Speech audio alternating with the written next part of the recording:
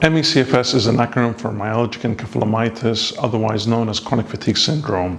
It is a complex neurological disorder that affects millions of people worldwide. It is basically a dysfunction in the autonomic nervous system which affects a number of bodily systems, including the immune system as well as the brain, the body, muscles, and a number of bodily functions. People with ME/CFS tend to get stuck in the body's fight or flight response, or otherwise known as the sympathetic response. This is a state which deals with real danger. An example of this might be when you're facing a lion, for example. When you see a lion, your heart rate goes up, your breathing patterns change, and a number of bodily systems adapt accordingly. Even when there is no danger, the body fails to understand when to switch this mode off. The other mode that we want to be in is the parasympathetic state, which is a rest and digest state. This is when the body learns how to slow down and rest and digest and to recover. Many people can get sick with ME/CFS from a variety of different things. Some people get it from mental stressors, some people get it from physical stressors, and some people get it from emotional stressors. An example of some of this stressors may be mold exposure, for example. When the body's nervous system is overstimulated and it gets exposed to an external stressor, it may heavily impact the body, and this may push someone into getting ME/CFS.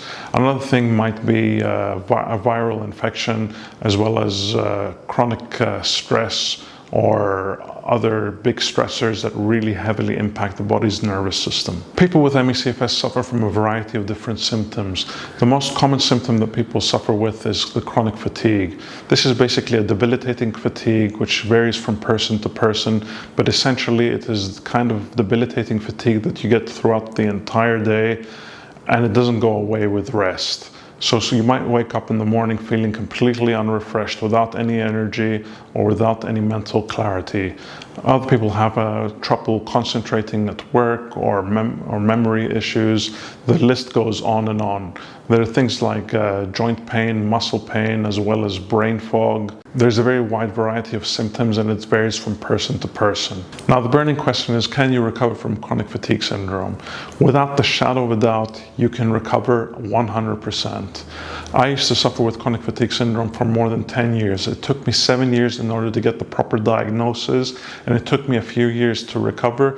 But if you do the right things at the right time and implement a multifaceted strategy, you can put the reps in and you can recover. It might take a few months, it might take a few years, but you can certainly do a number of things that can boost your recovery and get yourself from back to being 100%.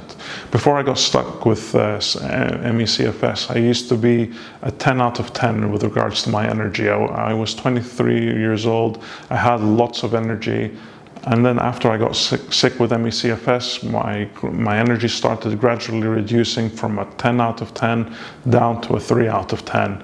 So I was able to recover all the way from 3 out of 10 back to, say, 9.5 out of 10 after taking the effects of aging and everything.